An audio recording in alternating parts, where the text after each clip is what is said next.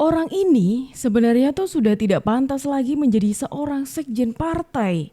Karena gayanya yang terlalu ngawur, sering sembrono sekali dalam ucapannya sampai-sampai ada yang mengatakan seperti ini. Andaikan Pak Taufik Kemas masih hidup, pasti sudah dimaki-maki. Oh, menarik nih.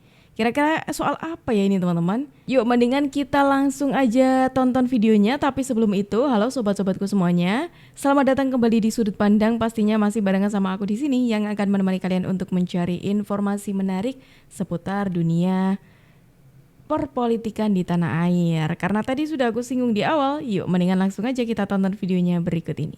Kalau masih ada Mas Taufik atau dimaki-maki tuh, dimarah-marah. Seperti sekjen sebelumnya kan diam, takut, semuanya nggak berani ngomong. Dan Mas Taufik yang marah-marahin. Icebreaker-nya Pak Taufik? Iya, Mas Taufik yang lebih fleksibel. Dia bisa, bahkan dengan SBY aja dia bisa jadi ketua MPR, ya kan. Padahal Pak Meganya mutungnya minta ampun gitu loh. Ya. Lalu sekarang ya diwarisin ilmunya ke Mbak Puan. Mbak Puan itu plek, Mas Taufik punya ilmu. Sedangkan Mbak Mega berbeda diri dengan keangkuhannya, ya, dengan rasa dia sebagai blue blood gitu. Orang harus datang memahami pikiran perasaan dia tanpa dia harus memikirkan perasaan orang lain gitu loh. Ya itu benar kejadian. Contohnya Prabowo, ngapain Prabowo harus bikin appointment terhadap Mbak Mega? Harus Mbak Mega yang minta appointment, pasti nggak ribut-ribut kita. Sebagai rakyat melihat pemimpinnya bersama-sama gitu kan genah gitu loh. Ya kan? Kalau kecuali kayak Donald Trump gitu loh. Oke, ini dibocorkan sama mantan kader PDIP teman-teman. Kalau mungkin kalian yang belum tahu, Pak Laksamana ini merupakan mantan kader PDIP yang sudah tidak lagi bersama dengan PDIP. Dan ini termasuk orang yang membangun PDIP dari awal gitu ya. Kemudian dengan adanya kasusnya Pak Hasto belakangan ini yang sempat menghebohkan kita semuanya, kasusnya Pak Hasto ataupun sikapnya Pak Hasto selama menjadi sekjen, ini menurut Pak Laksamana Soekardi ini merupakan langkah yang tidak disukai oleh Pak Taufik Kemas gitu. Karena Pak Hasto ini cukup berbeda dari para sekjen PDIP yang sebelum-sebelumnya, yang cukup kalem, cukup ya seperti Mbak Puan lah ya teman-teman ya. Tapi itu tidak nampak dari sosoknya Pak Hasto Kristianto. Justru Pak Hasto ini menurutku sekjen yang terus-terusan membuat heboh gitu ya. Terus-terusan ngompor-ngomporin gitu. Beliau kan bilang bahwa Pak Jokowi itu membakar rumah PDI Perjuangan. Kalau menurut saya yang membakar rumah PDI Perjuangan itu, dengan segala hormat ya, Mas Hasto. Oke. Kenapa kalau membakar itu dimaknai sebagai PDI Perjuangan suaranya turun ya, terutama di tingkat nasional, kemudian pilpresnya kalah. Menurut saya itu karena Mas Hasto sebagai aktor utamanya. Di tempat ini saya pernah mengatakan bahwa seandainya Panglima Perang pemilunya PDI Perjuangan itu pada tahun 2024 ini adalah Mas Bambang Pacul Halan, saya yakin ceritanya akan sangat-sangat lain dan sangat-sangat berbeda. Polarisasi dan DVD beneran ya.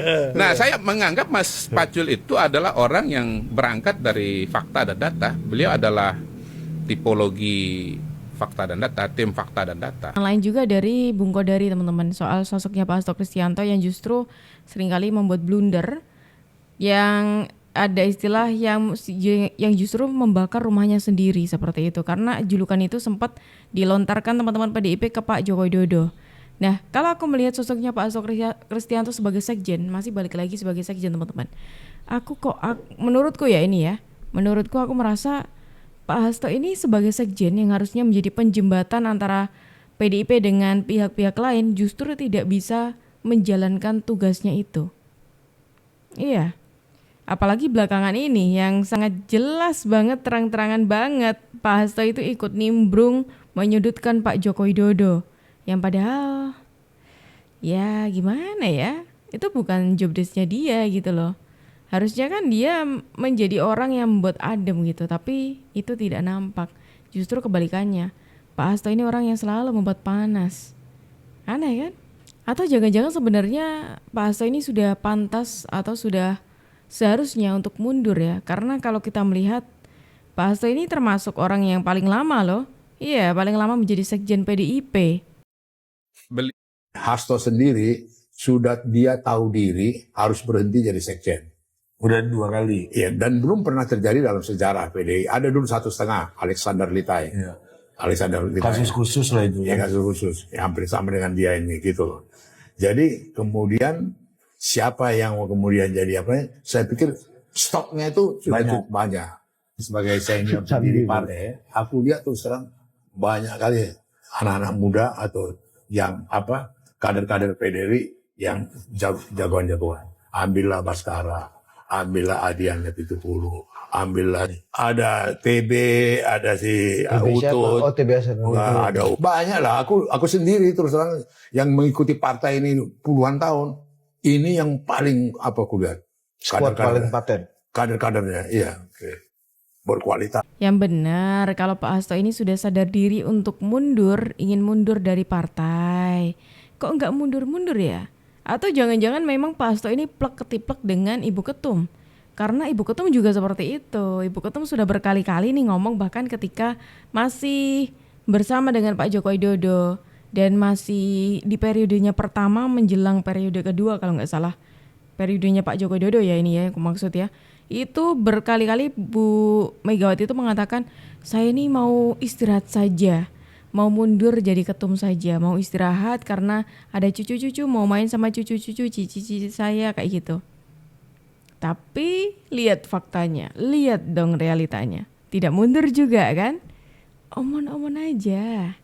Atau jangan-jangan Pak Hasto juga seperti itu. Makanya nggak heran kalau memang seperti itu ya.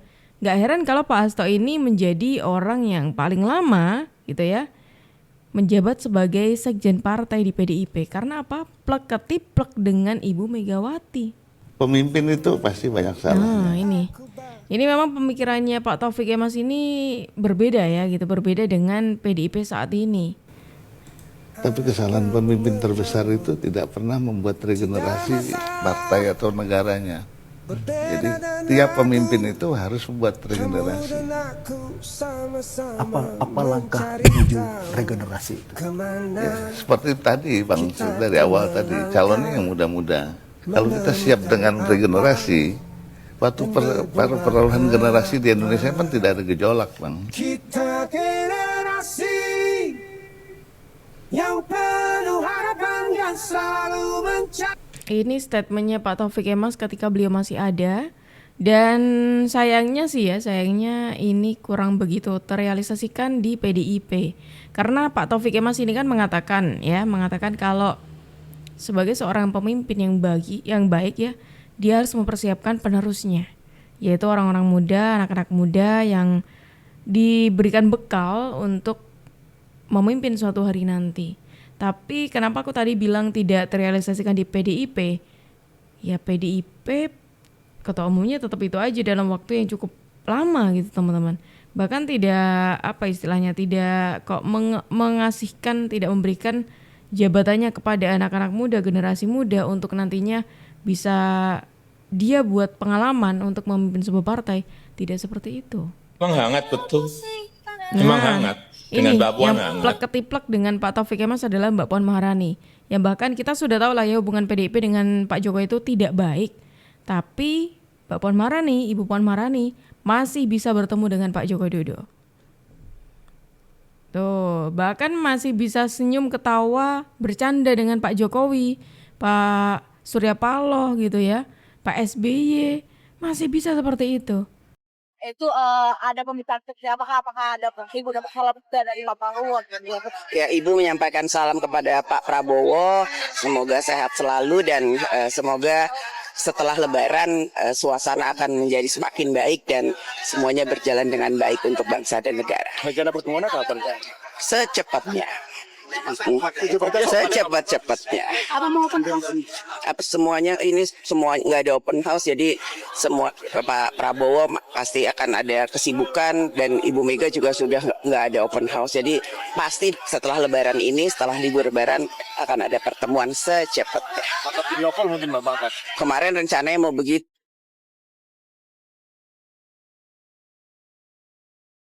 Nah, ini ada bocoran lagi dari Bu Puan Maharani nih, yang kita barusan merayakan Hari Raya Idul Fitri ya teman-teman ya. Sebelum aku lanjutkan, aku mau mengucapkan minal aidin wal faizin, mohon maaf lahir batin teman-teman. Berhubung ini masih baru saja kita merayakan Hari Raya Idul Fitri, dan kali ini ada kabar gembira dari Mbak Puan Maharani yang katanya sih akan ada pertemuan nanti di setelah Idul Fitri gitu ya. Karena memang masing-masing tokoh ini memiliki kesibukan dan mengadakan open house gitu. Jadi belum bisa untuk bertemu satu dengan lainnya selama di Idul Fitri, di ketika perayaan kemarin gitu. Tapi kita nggak tahu apakah ini nanti bakal jadi prank lagi atau memang benar-benar terrealisasikan ya. Semoga sih nggak ada yang ngambek lagi ya gitu. Terus kemudian menepati janjinya untuk bertemu. Bu Mega, kok nggak datang lebaran di istana kemarin? Padahal udah diundang Pak Prabowo loh. Lagi sibuk ya? Mas Didit datang ya ke rumah itu ada pembicaraan seperti apakah ada Ibu dapat salam juga dari Pak Prabowo atau seperti apa? Ya, Ibu menyampaikan salam kepada Pak Prabowo, semoga sehat selalu dan semoga setelah Lebaran suasana akan menjadi semakin baik dan semuanya berjalan dengan baik untuk bangsa dan negara. Rencana pertemuannya kapan, Pak? Secepatnya. Secepatnya. Pasti setelah Lebaran ini, setelah libur Lebaran akan ada pertemuan secepatnya. Bisa aja Mbak Puan ini PHP juga lama-lama dibilang mau ketemu. Dari tahun kemarin juga bilang Bu Mega mau ketemu Pak Prabowo secepatnya. Tapi nggak kunjung ketemu juga sampai hari ini. Ini kan momennya pas lagi momen Lebaran ya kan, silaturahmi itu sangat baik sekali. Kemarin Pak Prabowo sudah undang ya mantan presiden dan mantan wakil presiden semuanya untuk datang berlebaran di istana. Bu Mega kok nggak nongol, kok nggak datang? Lagi sibuk kah? Ayo dong datang, maaf-maafan, minal aidin. Harusnya seperti itu ya. Maaf kalau saya ada salah. Cuma agak berat nih kayaknya. Bercanda. Apa jangan-jangan karena Bu Mega merasa lebih senior, merasa lebih tua, ya jadi harus Pak Prabowo yang datang ke rumah Bu Mega? Ya nggak bisa gitu dong.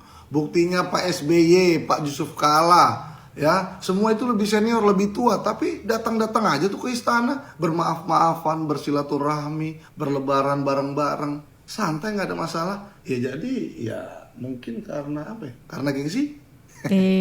Jangan gitu loh. Haruslah kita jadikan momen lebaran ini momen yang hangat. Betul. Bisa maaf-maafan, bisa berkumpul bersatu kembali. Walaupun sulit mungkin bagi Bu Mega. Emang ya malah sulit sampai sih Mas jatuhnya. Didit anak Presiden Prabowo malah yang datang ke rumah Bu Mega untuk berlebaran. Oh iya kemarin Mas Didit datang tapi gitu ya. Sudahlah. Tapi aku mau tanya sama kalian kawan-kawan. Coba tulis di kolom komentar. Ini momen menarik ketika adanya open house di rumahnya Pak Prabowo Subianto. Ini momen perhatiannya Mas Didit kepada ayahnya. Ini ketika sedang menjamu tamunya, ini ditawari air oleh Mas Didit gitu. Tapi Pak Prabowo menolak dan masih ingin menjamu tamunya. Tuh ada Ibu Sri Mulyani tuh. Mas Didit sempat sowan ke Bapak, Mas tanggapannya seperti apa? Kemarin waktu open house di Jakarta memang beliau ini pengen mampir ke Solo, malah keduluan. Kalau melihat Mas Didit yang juga sowan ke Bu Mega, Pak Jokowi, terus kemarin ketemu sama anak-anak presiden-presiden. Ya terakhir kan pada waktu ulang tahun beliau, saya lihat Mas Didit ini selaku putra dari Pak Presiden Prabowo ini sangat ini ya, harus kita apresiasi. Beliau punya semangat untuk mengumpulkan semua tokoh besar, tokoh muda, dan saya kira itu hal yang luar biasa sekali. Beliau sowan ke sana kemari, menggandeng anak-anak muda. Saya kira itu hal yang patut diapresiasi. Ada kemungkinan juga Mas Didit akan mengundang para bapak-bapaknya presiden. Boleh banget. Dan saya kira Mas Didit ini adalah tokoh yang bisa diterima semua pihak. Terima kasih. Mas. Memang kemarin itu ketika momen Lebaran ya teman-teman, Mas Didit ini orang yang menurutku legowo sekali gitu, karena bisa menjadi contoh karena datang mengunjungi rumahnya Pak Jokowi dan juga Ibu Megawati. Meskipun kondisinya kan memang tidak baik, tapi menjadi perwakilan lah. Makanya ini nggak heran kalau ada yang kemudian mengira-ngira nih, apakah Mas Didit ini sebagai penjembatan komunikasi antara Ibu Mega dan juga Pak Prabowo Subianto. Karena kalau ibaratnya kalau di PDIP itu kayak Mbak Puan gitu loh teman-teman, yang tetap mau merangkul semuanya meskipun kondisinya tidak baik-baik saja. Meskipun Ibu Mega masih ngambek-ngambekan terus, tapi Mbak Puan tidak pernah tidak kalau misalkan diajak bertemu ataupun apa, kecuali memang ada acara lain. Jangankan rakyat yang geram, saya juga geram. Kerugian negara yang dia timbulkan yang harus dikembalikan. Silaturahmi kebangsaan, Pak. Baru nih, Apakah teman-teman, benar ya? Mas Didit ini menjadi jembatan komunikasi Bapak dengan sejumlah tokoh? Lawan politik Bapak itu bukan musuh Bapak. Banyak keluhan sulitnya mendapatkan lapangan pekerjaan. Apa upaya penciptaan lapangan pekerjaan dan mungkin di sektor apa, Pak Prabowo Subianto? Nah, itu tadi informasi kita hari ini teman-temanku semuanya. Kira-kira gimana kalau pendapat kalian? Yuk langsung aja tulis pendapat kalian di kolom komentar ya. Dan teman-temanku semuanya, terima kasih banyak karena kalian sudah menemani aku dari awal sampai akhir. Aku Jub pamit undur diri. Sampai jumpa.